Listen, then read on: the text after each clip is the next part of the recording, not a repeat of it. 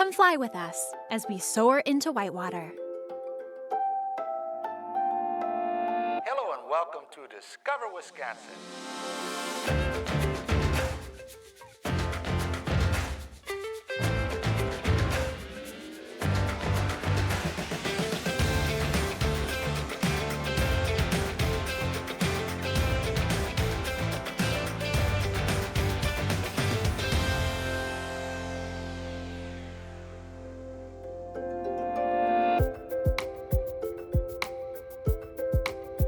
Welcome to Whitewater, Wisconsin. Nestled in the southeast corner of the state near the southern portion of the Kettle Moraine State Forest, there's been activity here since it was first settled in 1837. And what better place to begin telling Whitewater's story than here at the University of Wisconsin-Whitewater. Established more than 150 years ago, this campus has become the lifeblood of this city's activity. So we try to really focus a lot on very tangible, hands-on, high-impact projects that students can get involved in that is more engaging than maybe just sitting in a lecture. Wes and his colleagues work to infuse sustainability into a variety of areas within the university, including being efficient with campus resources, reducing their overall carbon footprint, and getting students engaged in maintaining their environment.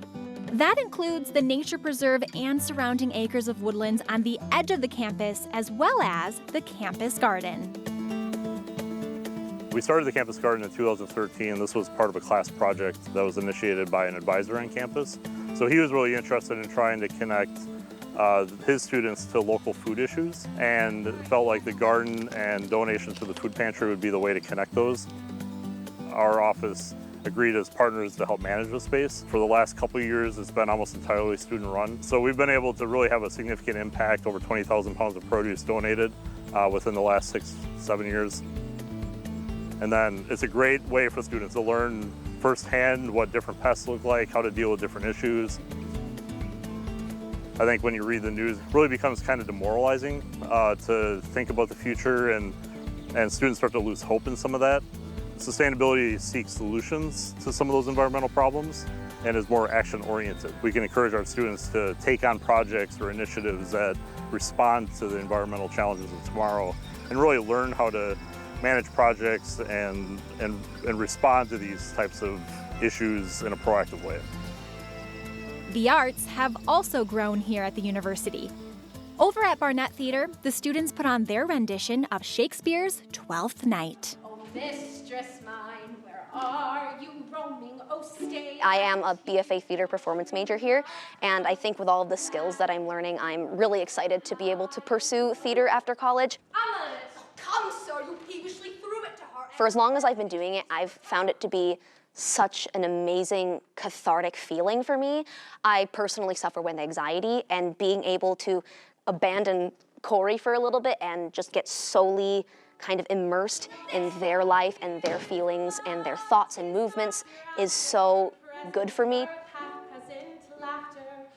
And it's out here on the gridiron where these Whitewater Warhawks work hard to show their passion for their city. It's kind of what we call lacrosse week, so it's a big week for us. Having this win and playing like the way we did is definitely huge for us. You scored that last touchdown for us too. Way to go! Thank you. How'd that feel? It was amazing. It was a great feeling. As soon as they put me in, that was all on my mind. I wanted to be that spark and get us going. We're down 10-0. We knew we had to step up. We never give up, and that's something I love about this team. And we knew lacrosse was going to be really good. And so as this game continued to go on, I said this is going to be a dogfight throughout the whole game, and this is one you'll never forget. Plan your adventures in every corner of our state by watching Discover Wisconsin anytime, anywhere. Coming up, I'll be trying something I've never done before, and Whitewater is the only place in the state you can do it. We're back in Whitewater at the Twin Oaks Airport.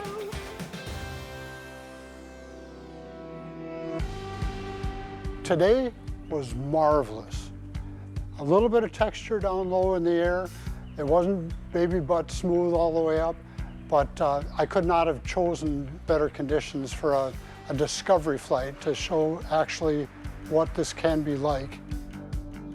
Danny Lang started hang gliding back in 1979, towing behind a motorboat in his ski club on Castle Rock Lake. Today, he's giving me a very new perspective on whitewater. We don't have a mountain here. We can just drive up on top and set up and jump off. We need a tow plane, and we need a pilot for the hang glider. Okay. My job as the pilot, or anybody's job towing a hang glider, is to stay behind the airplane.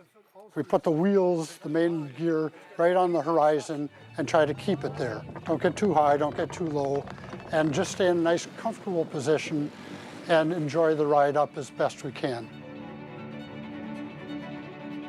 Once you can reach out and release the plane, he goes one way, we go the other way, and when we're on our own, now that freedom kicks in. Your mind is going 100 miles an hour, but you must relax. When you're trying to stay up, it's light touch, shallow turns. Sharing this experience with a passenger or a student is one of the highs I get in this sport, introducing people to what it's like to fly like a bird. Get over the city or the edge of the city, you see the college, see the university, see the lakes around, see the green. This is about the greenest it'll ever get this course of the summer, and it's a marvelous view up there with everything shades of green.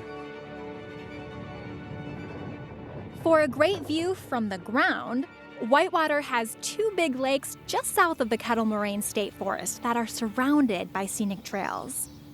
And there's more than one way to enjoy the scenery of this area. When it comes to biking in this community, Quiet Hut Sports has been a staple here since 1973.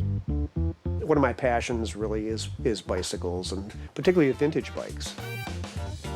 Bike repair is for me, actually more fun than assembling a new bike. And sometimes I don't get the highest quality bike in here to repair, and it's more of a challenge to make something that's very inexpensive work properly. I do my best, and learned a lot of tricks over the years. I do a lot of wheel truing. Truing is adjusting the spokes. By adjusting the tensions, you can make the rim run straight and true. That's probably the most difficult thing in bike repair to do, is learning how to build a wheel. We have some great trails in the area, not only in the Kettle Moraine, but also on the south edge of Whitewater Lake.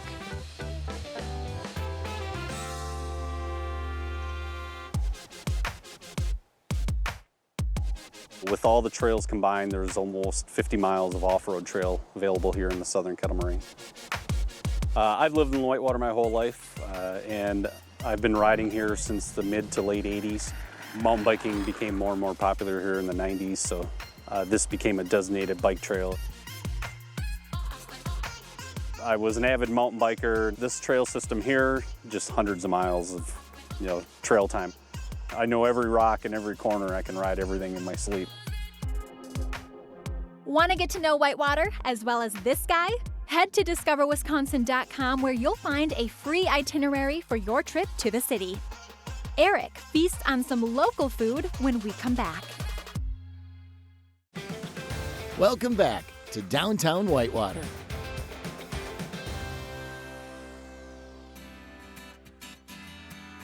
So I started the Black Sheep a year out of college here in Whitewater. I found this spot, and I took this spot and turned it into a restaurant. It was a meat market at the time.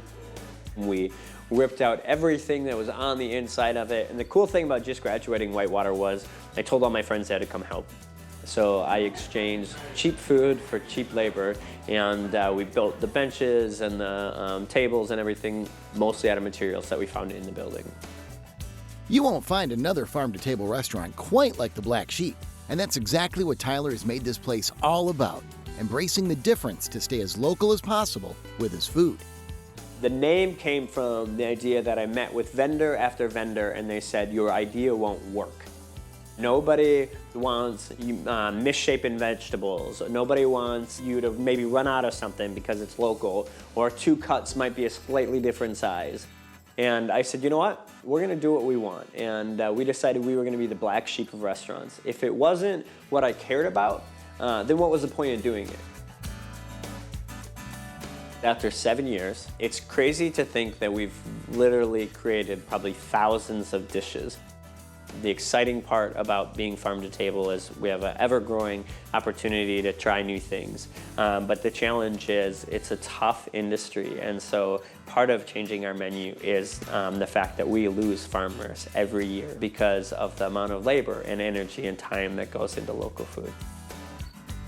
There's a few items that have managed to make it through the test of time, and one of those is lamb ravioli. You can't have the name The Black Sheep and not have at least one lamb item on every menu. We use some local lamb from Pin Oak Ridge Farms. We saute that up with some onions and some herbs, and then we roll that in a little pasta dough, which is a blend of semolina flour and then a little bit of actually a rye flour from up in Lone Rock. I'm just crazy enough to believe that we can make a difference and we can bring people out to see this stuff. And I'm lucky enough to have a staff that's just crazy enough to follow me on the journey.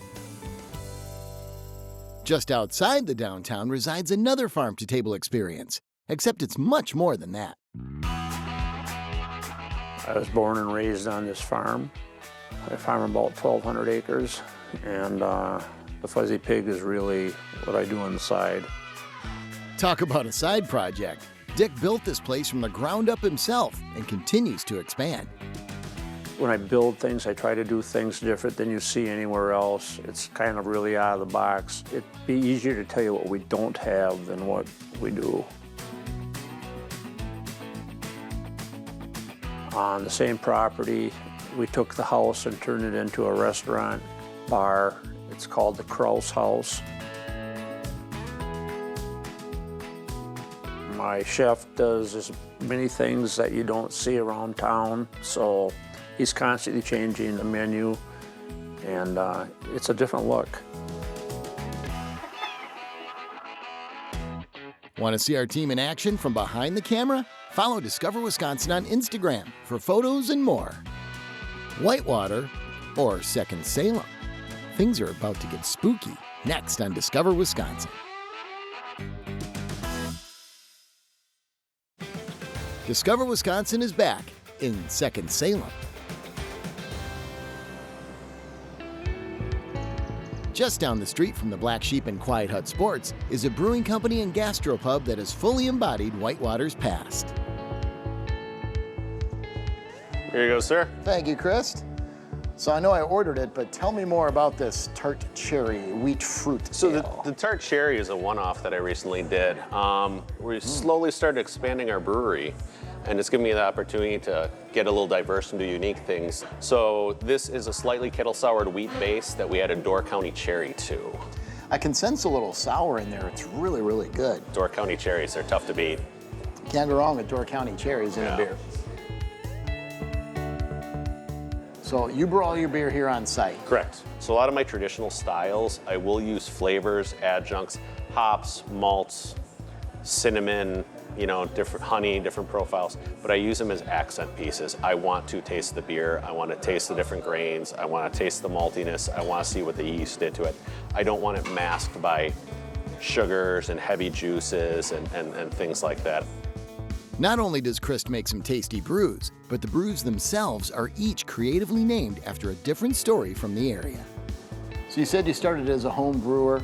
You know, this is a tough business regardless. What motivates you? What's your passion for doing this? I enjoy talking with customers. I enjoy having events. I enjoy telling the stories. People come from out of town. We've heard this story. We have this legend. I grew up by Bray Road. My grandma lives on Bray Road, and they're just excited. That's where my passion has become. I really enjoy talking to the people now. Come enjoy the experience, learn the stories, have a great beer, and then while you're here, have some awesome cheese curds and a great burger while you're at it. Don't mind if I do. Before leaving Second Salem, I grabbed another beer and sat down with Dave Salsa, who's experienced a lot over his lifetime in Whitewater. So Dave, Second Salem is kind of an unofficial title for Whitewater. It's an official title for a brewery here. But what makes Whitewater truly a Second Salem kind of town? It's a good question. If you go back in time, you'll see that Whitewater was kind of the mecca for spiritualists. So witchcraft seemed to be pretty prevalent here. When I was a student here in the 70s, we would see witches doing their thing in the parks and in the cemeteries. So you observed this? I observed this.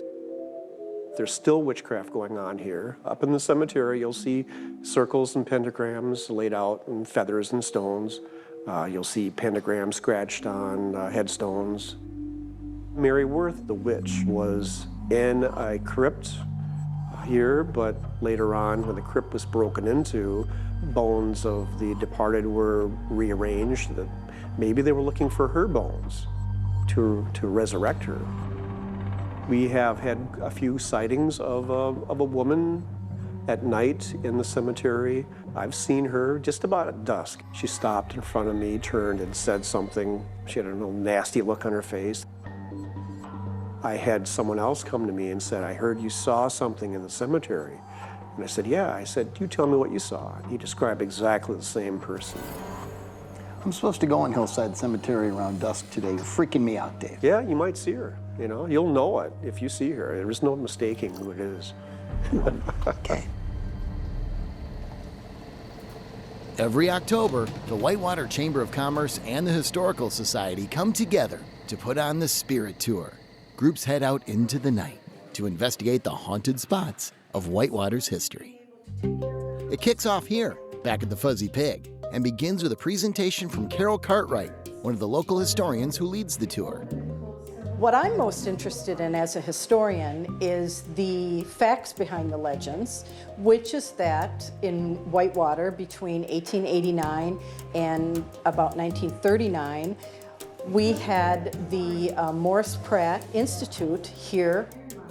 It started out as a location or a temple for spiritualist practices and later became a school to train spiritualists. A spiritualist is someone who primarily communicates with spirits, communicates with the dead for specific reasons.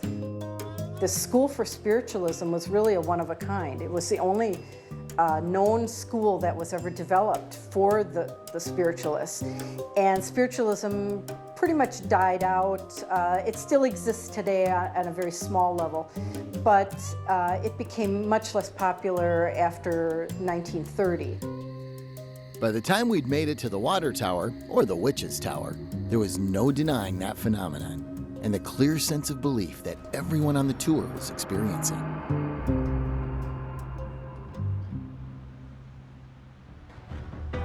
Whitewater is a community that embraces the oddities and stays true to itself and its history. From a thriving university that ignites this city with activity, to innovative restaurants and sports that you won't find anywhere else in the state. Whether it comes down to fact or folklore, it's clear that there are so many mysteries worth exploring in Whitewater's past, if you're willing to uncover what you might find. So, do you think you believe? Why don't you come find out for yourself?